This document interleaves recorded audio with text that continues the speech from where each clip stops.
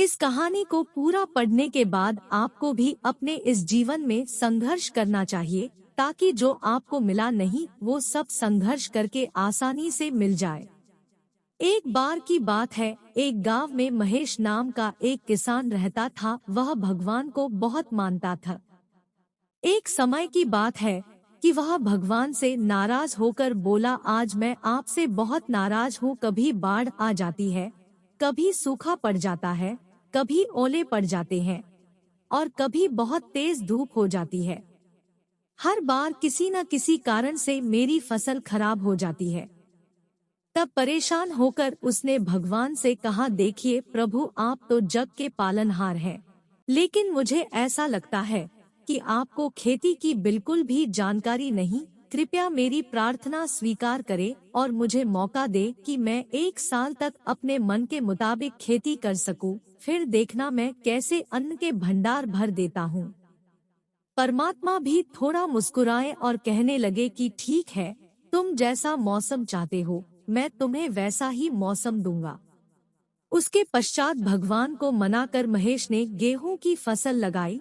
जब वह चाहता तो धूप करवा देता और जब चाहता तो बारिश कर देता। तेज धूप, आंधी, ओले, बाढ़ को तो वह आने ही नहीं देता था। धीरे धीरे समय बीत गया और फसल बड़ी हो गई और फसल को काटने का समय आ गया। महेश की खुशी का तो कोई ठिकाना ही नहीं था, क्योंकि वह मन में सोच रहा था कि ऐसी फसल तो आज तक किसी की हुई ही नहीं होगी। अब तो मैं परमात्मा को दिखा दूंगा कि खेती कैसे करते हैं। तब किसान बड़े गर्व के साथ सीना चौड़ा करके अपनी फसल काटने को चला, लेकिन जैसे ही वह फसल काटने लगा, एकदम से चौंक कर सर पर हाथ रख कर बैठ गया, क्योंकि गेहूं की एक भी बाली के अंदर गेहूं का दाना नहीं था। वह सभी बाली खाली थी। बहुत परेशान होकर उसने भगवान से कहा कि हे भगवान, यह क्या हुआ? भगवान बोले, यह तो होना ही था। तुमने फसल को परिश्रम करने ही नहीं दिया, ना ही तुमने उसको तेज धूप में तपने दिया और ना ही आंधी और ओलों से जूझने दिया। फसल को किसी भी प्रकार की चुनौतियों का सामना ही नहीं करने दिया, जिस कारण तुम्हारी गेहूं की फसल खोखली ही रह गई। जब तेज बारिश होती है तो फसल अपने बल से खड़ी रहती है, अपने को बचाने के लिए संघर्ष करती है और इस परिश्रम से जो उसे बल मिलता है वह उसे शक्ति और ऊर्जा देता है, उसकी सुंदरता को उभारता है।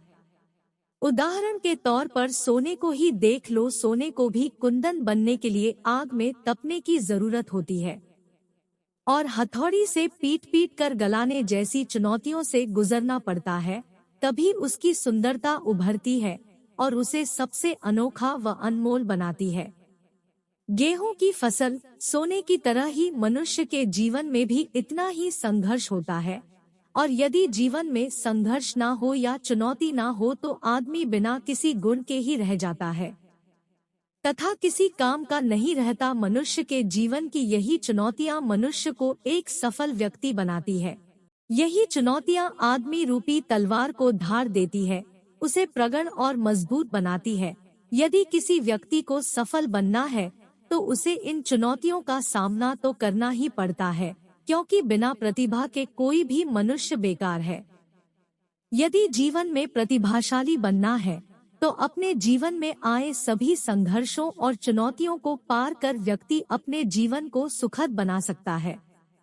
महेश भगवान की इन बातों को सुनकर समझ चुका था कि जीवन में परिश्रम और संघर्ष कितना जरूरी है।